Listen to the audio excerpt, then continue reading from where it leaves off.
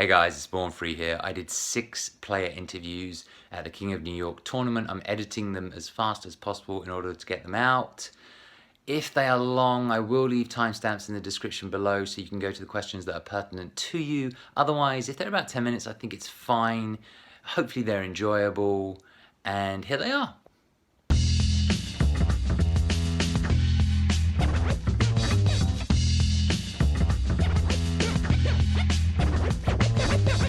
Hey guys, welcome back to my channel. It's Born Free here. We are at the King of New York tournament 2017. I'm here with OG Shine. How you doing, man? Good, man. How are you?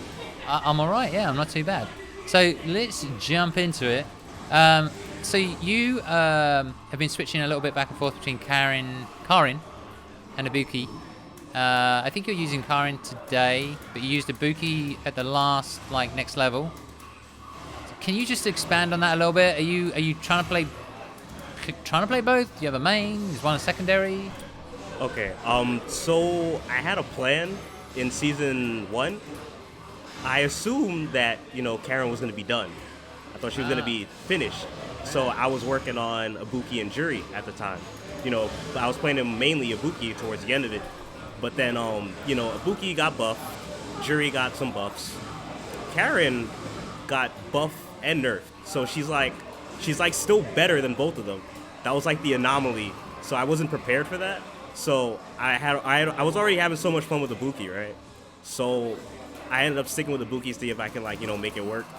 And things were going well when I was playing at home. But then when I went to Battle Circuit, I was getting cooked every week. So right now I'm playing Karin again, and Ibuki is just kind of for certain counter picks. Okay, like Dalsin. Yes, Dalsin. Who else? I think that's it. It also will depend on the player too. I think certain players don't know how to deal with Ibuki, or they're not good at dealing with Ibuki. So I might use Ibuki against more of a player matchup kind of thing, not as specific matchups. Yeah, she's a crazy character, that's for sure. So talking about crazy characters, we've got this new character, Kolin. I'm sure you've seen the footage. Any thoughts on that character? She looks like a lot of fun. There's I used to play Goken, so, she has a parry, so that really resonates with me. Immediately, I see the parry, I see the counter, so I'm already ooh, I know how to use that. I'm ready for that. She looks very mobile. She looks like the type of character where she's either gonna be really good or really bad. I don't think there's any in between with her. So either her movement options are going to be really good for what this game is right now, or they're going to be really bad, when we're considering all things in the engine. So I don't know how to feel about her. She has 100 health. 1,000 health, 1,000 stun. Yeah. Which is good, but her normals don't seem very good. So I feel like it all comes down to her movement. And her movement and her setups, because she looks like she's kind of a setup character, very technical. So she's either going to be really good or she's going to be really bad.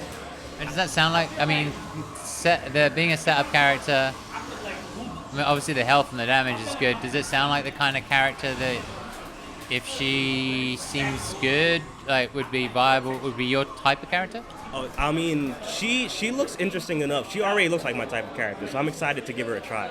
Akuma, when I saw him, not really interested. I was a little interested in Urian. Guile, not really interested. Alex, I'm not really interested. A lot of the new characters that came out, I wasn't really immediately interested, but Kolin caught my eye, so I'm going to try her out. She certainly looks like a lot of fun. So, talking of characters in general, are there any previous characters from Street Fighter 4 that you want to see in Street Fighter 5? Ooh, easy question, Yang. I gotta have Yang back. That's my dude. Yeah, that's my dude. Yang. Yeah, you know what? That's the... I don't know. Yun and Yang, they were so late into Street Fighter 4. It's sort of like no one talks about them in Street Fighter 5. It's dangerous because I want Yang, right? But there's no game where they're gonna just put just Yang. So you have to have his twin brother in there too. So number one, I don't want to deal with Yun. Number two, nobody else wants to deal with Yun. So me asking for Yang is like a double-edged sword. Like, am I gonna have to deal with Yun again? Do I really want Yang back? So, but I mean, if I really could, I would have him back in an instant, even if I gotta take Yun too. So. Fair enough. That's character loyalty for you. So we got this incoming patch, right? Are you worried at all? Excited, or got any thoughts on it? So I play 3 characters. So my mentality is, one of them's gotta have something going for them at each season, right? So I mean, I'm a little excited. I'm a little worried for Karin, because I feel like, well, I'm a little worried for her, but in the same breath, it's kind of like nobody's really talking about her now. So I don't think they're really gonna touch her. But I do think that with the upcoming patch, there does need to be some changes with the game. And I am excited for whatever. I do hope that they're paying attention to what's been going on in the off season. They certainly, yeah, they do. Well, I happen to know that they do pay attention. The question is, like, how do they interpret that? I think, but that's a much bigger conversation. So, is there anyone, any characters at the moment that you think, okay, this character is kind of ridiculously over the top and needs to be nerfed a little bit, or this character has no chance and needs to be buffed a little bit, or do you think they're all like got a chance? I do think that Fang needs to be buffed for sure. I think they could do well with giving Nash his legs back. Isn't he a bit boring though? Actually, Bonchan plays an interesting Nash. For everybody else, he's boring, but like, I played him in the beginning for a little bit. I enjoy some good like zoning and keep away, because I played my original character was Goken, so I like the keep away style. So that's very entertaining for me.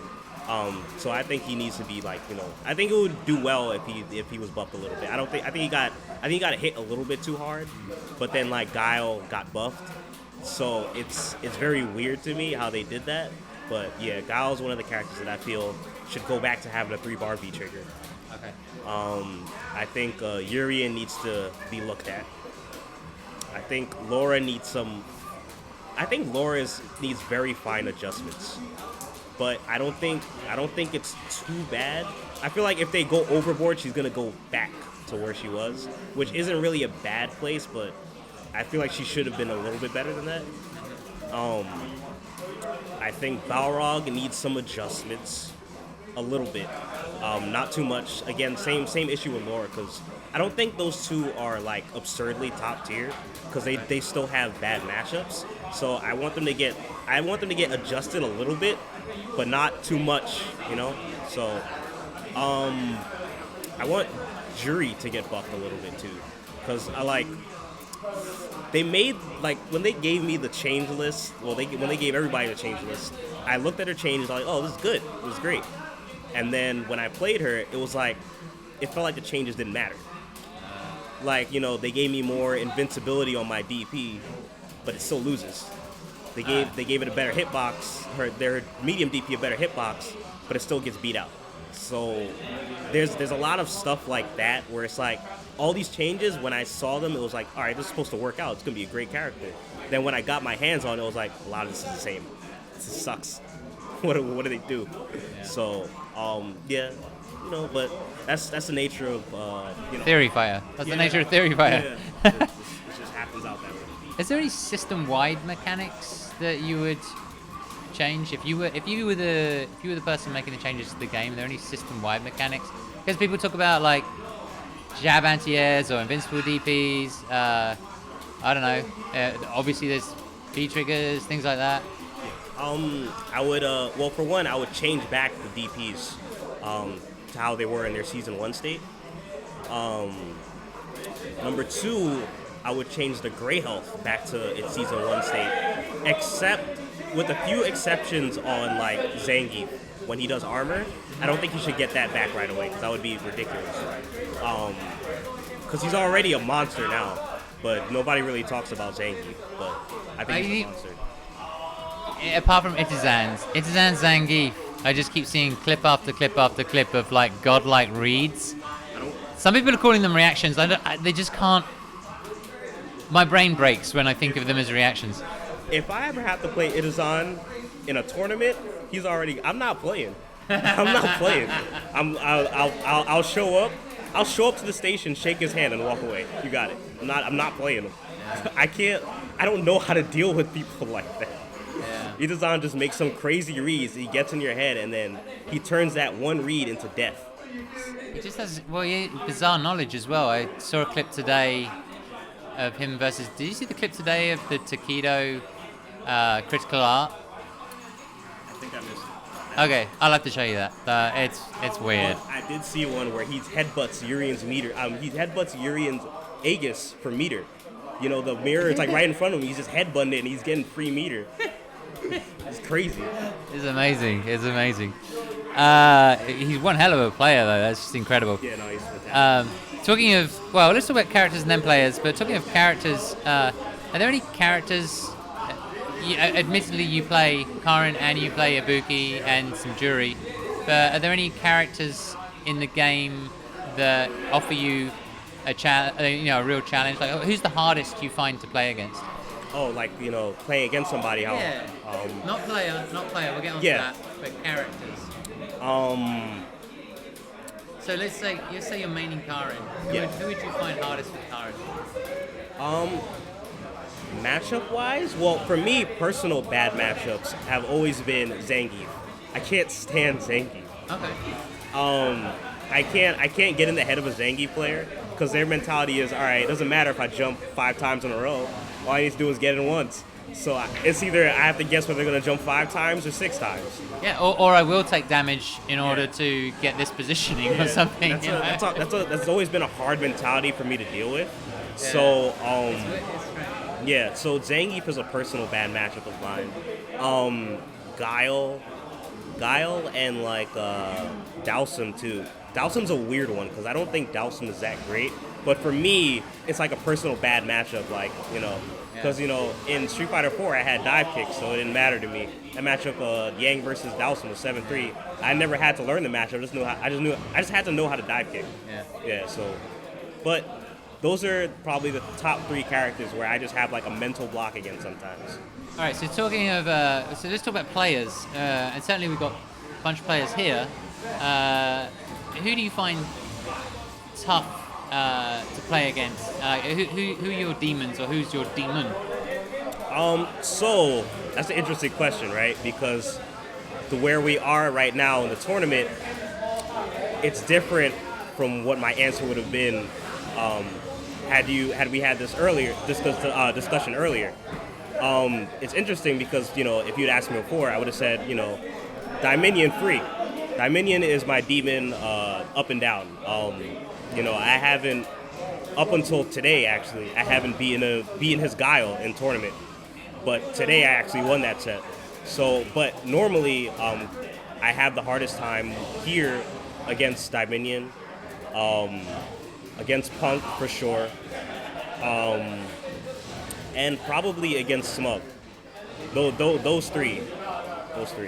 And when you played Punk, did you play a mirror? I did play him. I played the mirror, and it was 5-3. There were a lot of rounds that were in my favor, and I just let it slip away somehow.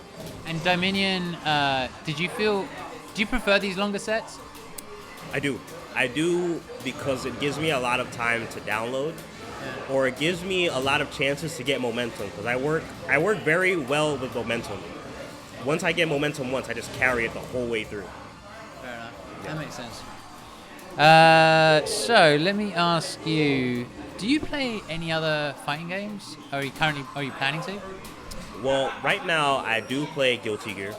I definitely play Guilty Gear. Coming up, I'll give Injustice a try. I wasn't too thrilled about Injustice 1, but because I played it, I was like, you know what? Why not give Injustice 2 a shot? So I'll play Injustice 2. If I don't like it, then it's getting trashed. So Guilty Gear, how much time do you put into Guilty Gear? Nowadays I don't put as much because a lot of time goes into learning matchups with Street Fighter and whatnot. But I do play Guilty Gear every now and then, pretty frequently. But I only play one character in that game because playing multiple characters in Guilty Gear requires so much game knowledge and character matchup knowledge that for me I just stick with my one character and I'm good. Which character is that? Chip. I play Chip. Chip Santa. Gotcha. For all the Guilty Gear players out there. All right. So, is there any question that you wish I'd asked, or is there anything, any topic that you wanted to talk on?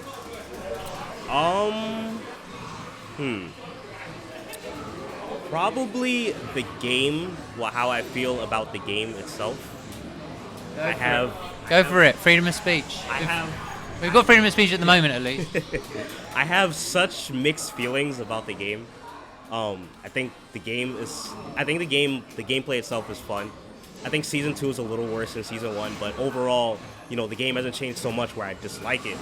The problem is that, like, every area outside of the gameplay, I absolutely hate with a passion. I hate the online. I hate the interface. I hate everything about the game that's not the actual gameplay. Because the actual gameplay is fun. Actual gameplay has always been fun. Nothing's ever changed in that regard. But the actual game itself is absolute, like, I can't find a word worse than trash. It's not a video game. Yeah, it's so bad, and it's a platform. Currently what it is basically a platform for the CPT. So the actual gameplay, I agree with you. I enjoy the game. I actually enjoy playing the game. Yeah. When I get in a game, I love the game. Yeah. And it breaks my heart because, like, they have a good product in there, but they kind of squander the opportunity. And, like, I really do wish they would, like, fix it. And it's coming out of a place of love because I actually do love the game, and I love, like, the community and, fighting games just in general. It comes out of a place of love because, like, I really wanted it to do well. I didn't want it to fail. I don't want to have an excuse to, like, to say the game is bad because this is all we've got. Well, I mean, it's not all we've got. There are other great fighting games, but Street Fighter players, we would like to have this. This is it's great opportunities for us, and it's a good game, gameplay wise. But everything else, well, subjectively, it's a good game, gameplay wise. But everything else is just so bad that, like, I really wish that, like, they had taken a different approach. I really wish it had come out not a year later, not even a year later, because it's when the game first came out, I was like, all right, this game needed another year, right? But now it's been another year, and we still have issues. So we should have gave Ultra. We needed Ultra for 2 more years, apparently. Yeah. So 2 more years, and the game would have been fantastic. But that's just how it works. I just hope they, like, that's what I kind of hope for the patches in the future, that they address some of the issues, because some of them were addressed, but there still needs to be more. I've done a number of videos on that, and I agree with you. It comes from a place of love. It really does. Big Street Fighter fan. 30th anniversary. It would be great if they could actually implement some changes before E-League, because E-League's going to be a huge marketing opportunity for them. And what's going to happen is people are going to see it, and then they're going to want to play it. And when they actually play it, there's still no single player content as well. So yeah, it's Anyway, I've done videos on that, so everybody knows where I stand on that one. All right. Well, with that said, have you got any shout-outs? Yeah, man. Shout out to the My Bros group. Shout out to my dudes. Shout out to OG. Shout out to Justin Wong Nation. I hear Romance doing it big out in that clutch right now, taking out Wolfrone. Shout out to my old crew, FNEX. All those guys, you know who you are. Yeah, that's it, man. All right. Well, thank you so much for the interview. Thank you. Pleasure as always. And we will see you next time, guys.